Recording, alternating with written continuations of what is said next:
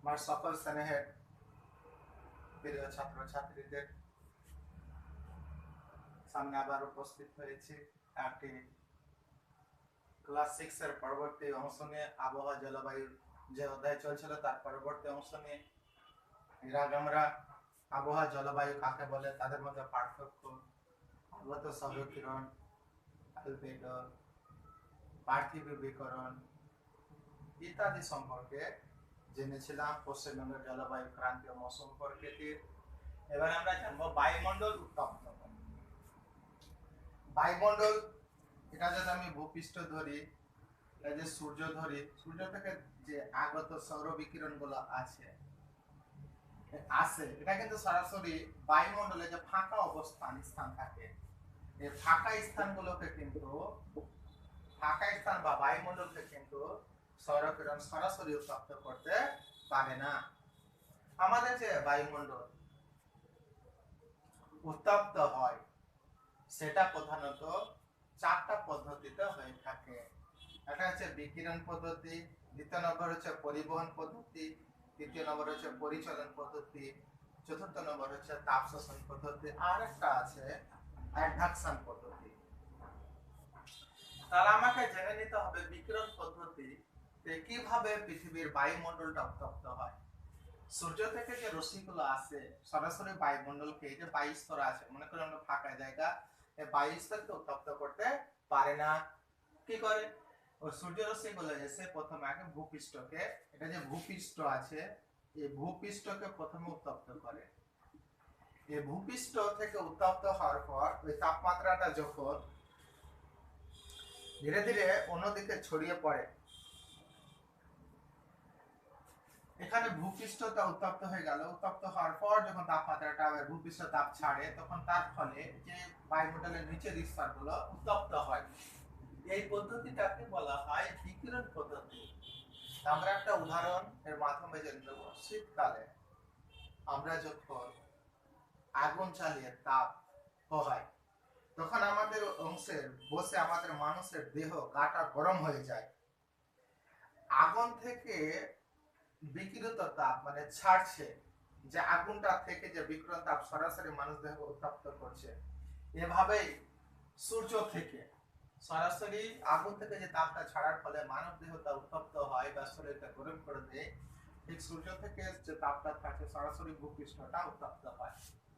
এইভাবে যে পদ্ধতিতে ভূপৃষ্ঠ উত্তপ্ত হয়ে গেল, উত্তপ্ত হওয়ার ফলে এবার ভূপৃষ্ঠ যখন তাপটা ছেড়ে দেয়, যখন তাপ গ্রহণ করতে পারে না, একটা সহ্য ক্ষমতাটা পার হয়ে যায়, তখন ভূপৃষ্ঠ তাপটাকে ছেড়ে দেয় অতিরিক্ত তাপকে, তখন বায়ুমণ্ডলের নিচের স্তরগুলো উত্তপ্ত হতে থাকে বা উপরে ক্রমশ উত্তপ্ত হতে থাকে। এই পদ্ধতিটাকে বলা হয় বিকিরণ পদ্ধতি।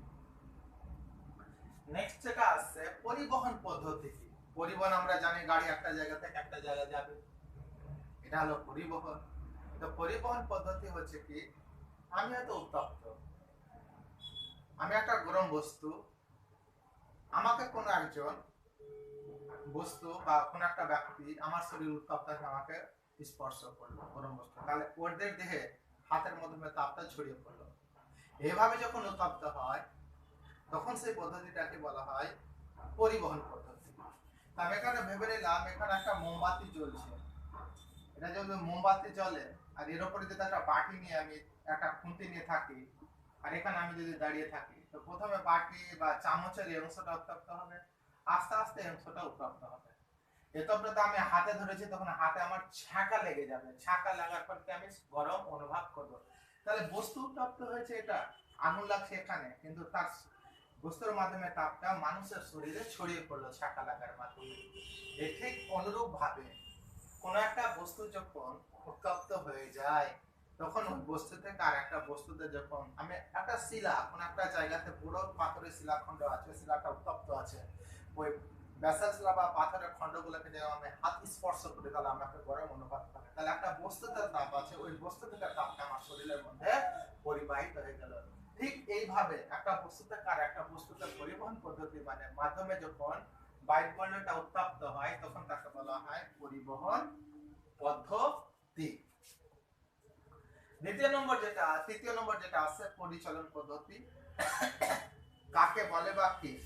একটা পাত্রে আমি ধরে নিলাম এখানে একটা পাত্র আছে, এটা একটা পাত্রে গোটা জল ভর্তি আছে, গোটা জল ভর্তি আছে। এখান থেকে যদি আমি তাপ দিই, এখান থেকে আগুন যদি তাপ দিই, তাহলে পাত্রের এই অংশটা প্রথমে উত্তপ্ত হবে। এই জল যখন উত্তপ্ত হয়ে গেল তখন আবার আস্তে আস্তে জলগুলো কি হয় উপরের দিকে যাবে, আস্তে আস্তে উত্তপ্ত হতে থাকবে, নিচ থেকে উপরের দিকে হয়।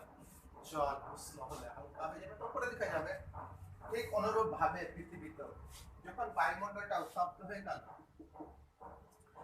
যখন উত্তপ্ত হলো তখন বায়ু উষ্ণ আর হালকা হয়ে যায়। বায়ু উত্তপ্ত হয়ে গেলে উষ্ণ আর হালকা হয় আর তার ভ্রমণ হয়ে পড়ে উপর, কিরকম বলে তোমার উপর দিকে যায়, ঊর্ধ্বমুখী হয়ে যায়। তো ভূপৃষ্ঠে যখন উত্তপ্ত হয় তখন এখান থেকে উষ্ণ বায়ুটা উপরের দিকে যায়, এখানে ঠান্ডা বায়ুগুলো থাকে, শীতল বায়ুগুলো থাকে। এই বায়ুটা আবার কি হয়ে যায়, উষ্ণ বায়ু যখন চলে আসে তখন শীতল বায়ু ভারী বলে নিচের দিকে নেমে যায়। এটা হচ্ছে উষ্ণ বায়ু আর এটা হচ্ছে শীতল বায়ু। এটা উপরের দিকে ওঠে আর এটা নিচের দিকে নামে, ভারী বায়ু। তাহলে এখানে বায়ু যখন ভূপৃষ্ঠ উত্তপ্ত হয়ে উষ্ণ হালকা হয়ে উপর দেখা যায় এই অঞ্চলে চলে গেল, তখন ওখানকার শীতল বায়ুটা আবার ফাঁকা স্থানে পুরোপুরি চলে আসে। এভাবে বারবার শীতল বা উষ্ণ বায়ু উপরে যায় আর শীতল বায়ু নিচের দিকে আসে। এই পদ্ধতিতে উপর অর্থাৎ উষ্ণ বায়ু উপরে যায়, শীতল বায়ু নিচে নামে। এভাবে বারবার উপরে নিচে নামার জন্য যে বায়ু উত্তপ্ত হয় যে পদ্ধতিতে বায়ুমণ্ডলটা, এই পদ্ধতিকে বলা হয় পরিচলন পদ্ধতি। তো নিরক্ষীয় অঞ্চলগুলোতে সূর্যরশ্মি কিরণ বেশি, নিরক্ষীয় অঞ্চলগুলোতে পরিচলন পদ্ধতিতেই তাপমাত্রা বেশ উত্তপ্ত হয় আর বৃষ্টিপাতটা হয়ে থাকে। এই জন্য যেহেতু জলভাগ বেশি, উষ্ণ আবহাওয়া হালকা উপরে চলে যায় আর শীতল বায়ু সম্পূর্ণ বৃষ্টিপাত হয়। ঠিক, তাহলে তাপ শোষণ পদ্ধতি কি আছে? তাপ শোষণ পদ্ধতি হচ্ছে সূর্য থেকে যে সৌররশ্মিগুলো আছে, বায়ুমণ্ডলে যে ধূলিকণা আছে, বিভিন্ন গ্যাস আছে, জলীয় বাষ্পগুলো আছে, ওগুলো সরাসরি আবার তাপকে কি করে নেয়, শোষণ করে নেয়। যেটা 14% থাকতো 25%, 114% ধূলিকণা, জলীয় বাষ্প, মেঘ ইত্যাদি শোষণ করে নিয়ে উত্তপ্ত হয়ে যায়। এটাকে বলা হয় তাপ শোষণ পদ্ধতি। তাপ শোষণ পদ্ধতি। আবার অ্যাডভেকশনটা কি, যখন বায়ুগুলো উত্তপ্ত হয়ে যায়, উষ্ণ হয়ে যায়, একটা জায়গার বায়ু আবার একটা জায়গায় অনুভূমিক ভাবে প্রবাহিত হয়। তখন উষ্ণ অঞ্চলের বায়ু শীতল, মনে করে নিলাম এখানে উষ্ণ বায়ু আছে, এখানে শীতল আছে, তো বায়ু কি করে, উষ্ণ বায়ুটা আবার এদিকে চলে যায়, শীতল বায়ুটা আসছে, এভাবে উত্তপ্ত হয়ে যাওয়ার ফলে এটাকে বলা হয় অ্যাডভেকশন পদ্ধতি। তাহলে আমরা জেনে গেলাম বায়ু উত্তপ্ত হওয়া বা বায়ুমণ্ডল উত্তপ্ত হওয়ার পদ্ধতিগুলো হলো কি চারটা পদ্ধতি। একটা হচ্ছে বিকিরণ, একটা পরিবহন, একটা পরিচালন আর একটা তাপ শোষণ পদ্ধতি। এবার আমরা জানবো উচ্চতা বাড়লে বা বায়ুমণ্ডলের তাপমাত্রা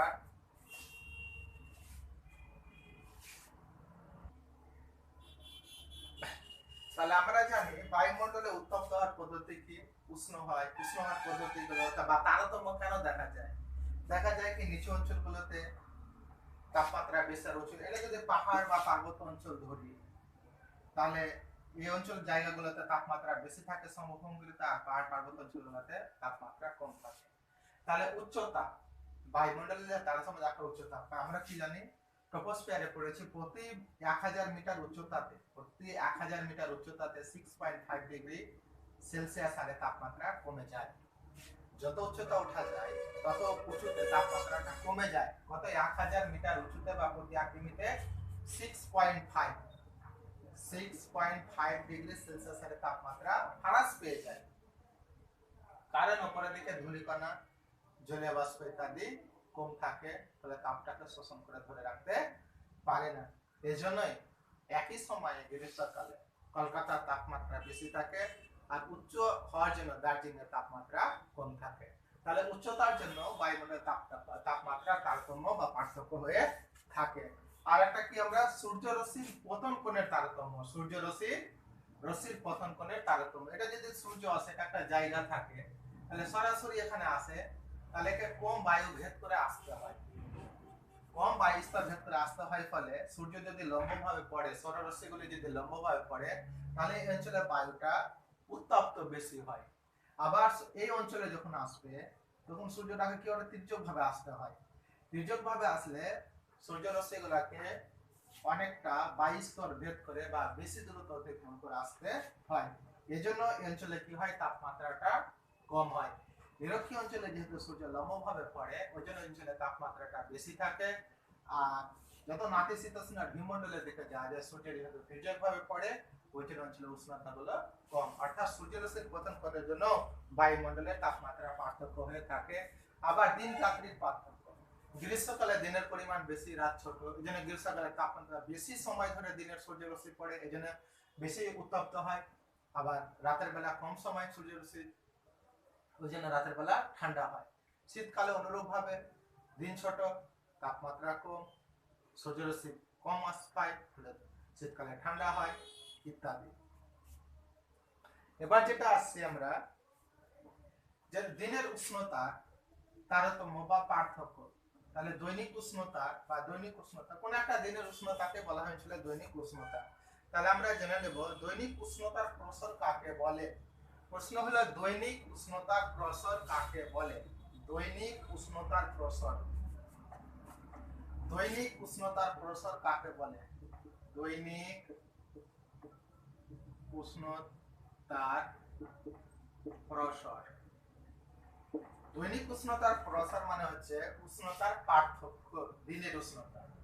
তো কোন একটা দিনের সর্বোচ্চ তাপমাত্রা কোন একটা সময়ে আর কোন একটা দিনের সর্বনিম্ন তাপমাত্রা, এই দুটো তাপমাত্রার দিনের যে পার্থক্য এটাকে বলা হয় দৈনিক উষ্ণতার প্রসার বা পার্থক্য।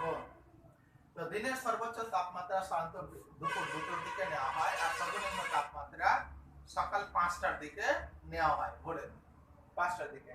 তাহলে দৈনিক উষ্ণতার প্রসার ধরে নিলাম দিনের সর্বোচ্চ তাপমাত্রা 30 ডিগ্রি সেলসিয়াস কোন একটা দিনের, বা আজকে ধরে নিলাম, আজকে আমাদের 13/5/2020 তারিখে ধরে নিলাম সর্বোচ্চ তাপমাত্রা 30 ডিগ্রি সেলসিয়াস এবং সর্বনিম্ন তাপমাত্রা পেয়েছি ধরে নিলাম 25 ডিগ্রি সেলসিয়াস।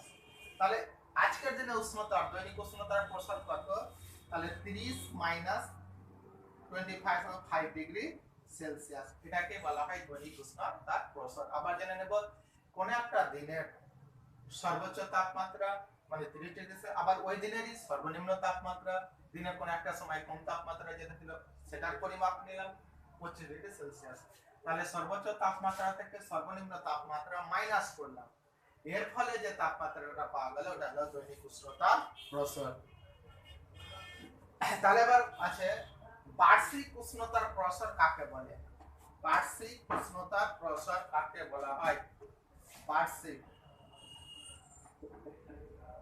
বার্ষিক উষ্ণতার প্রসার কোন একটা মাসের 12টা যে মাস আছে January February March April May June July August September, যে 12টা মাসের তাপমাত্রার মধ্যে ধরে নিলাম কোন একটা মাসের তাপমাত্রা মার্চ মাসের তাপমাত্রা সব থেকে বেশি ধরে নিলাম 30 ডিগ্রি, মানে ওই গড় তাপমাত্রা বের 30 ডিগ্রি সেলসিয়াস।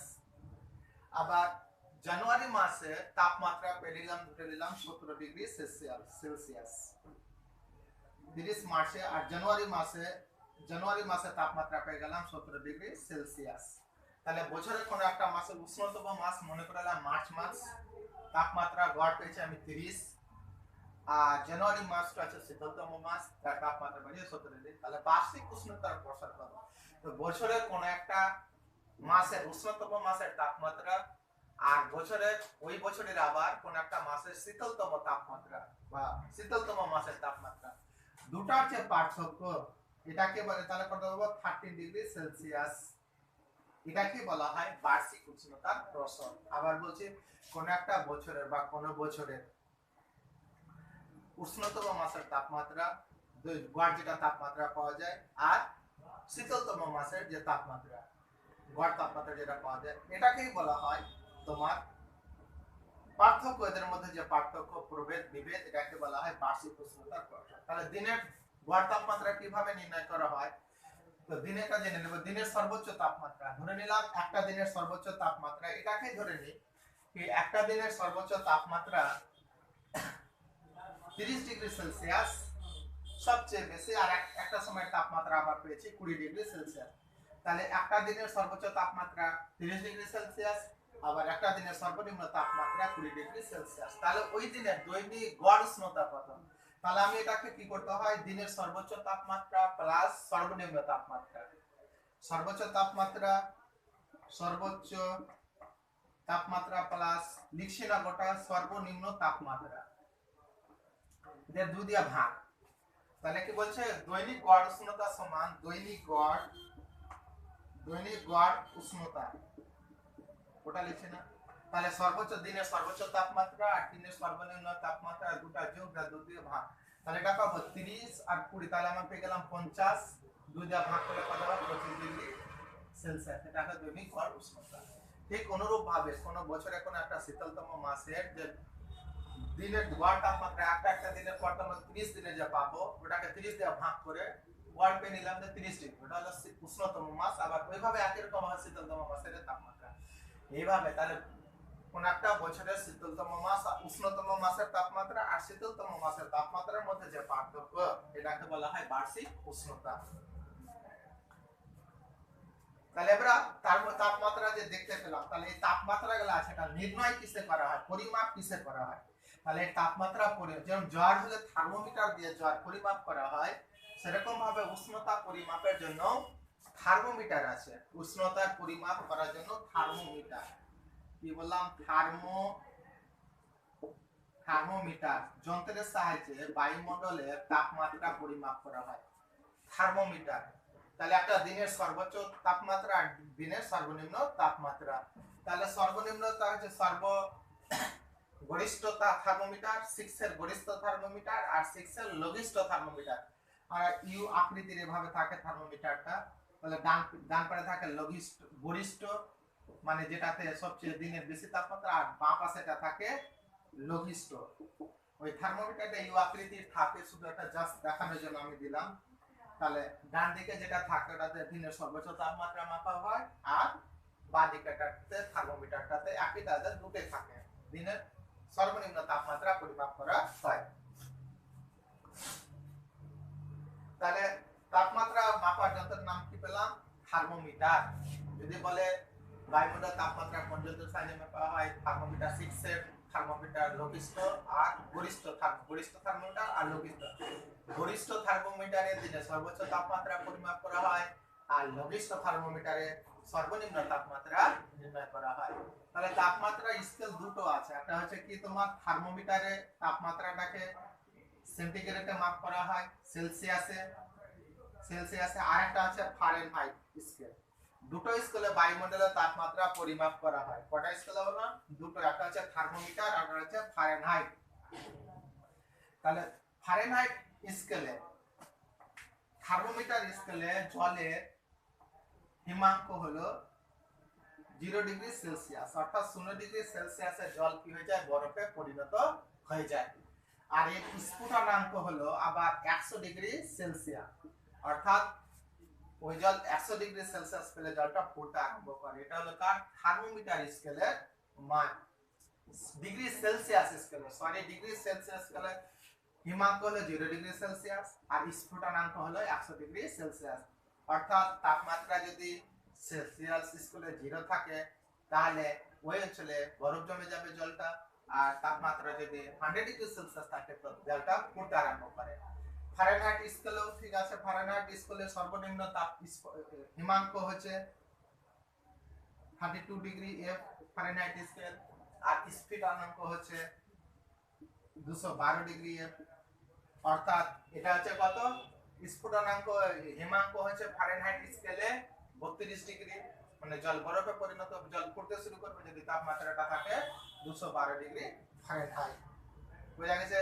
তাহলে দু ধরনের স্কেলে আমরা জানতে পেরে গেলাম, একটা হচ্ছে ফারেনহাইট আর একটা হচ্ছে তাহলে বায়ুর আর্দ্রতা কাকে বলে। এবার যেটা প্রশ্ন আসছে এটা হচ্ছে বায়ুর আর্দ্রতা বলতে কি বোঝো, বা বায়ুর আর্দ্রতা কি। তো বায়ুর আর্দ্রতা কাকে বলে,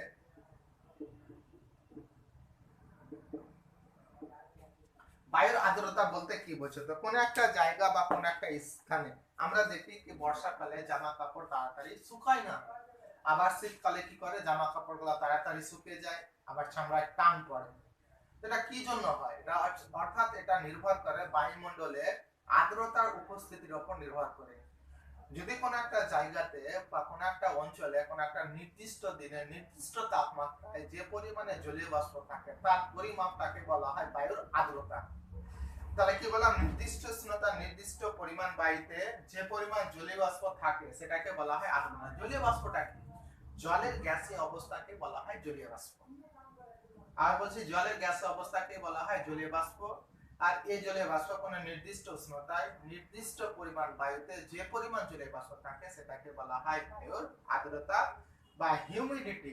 বায়ুর আর্দ্রতা বা হিউমিডিটি। তাহলে পেয়ে গেলাম বায়ুর আর্দ্রতা বা বায়ুর হিউমিডিটি। আর এই বায়ুর আর্দ্রতা বা হিউমিডিটি নির্ণয় করা হয় একটা যন্ত্রের সাহায্যে, যেটার নাম হলো হাইগ্রোমিটার। হাইগ্রোমিটার। তাহলে বায়ুর আর্দ্রতা কার সাহায্যে মাপা হয় বা কোন যন্ত্রের সাহায্যে পরিমাপ করা হয়? হাইগ্রোমিটার।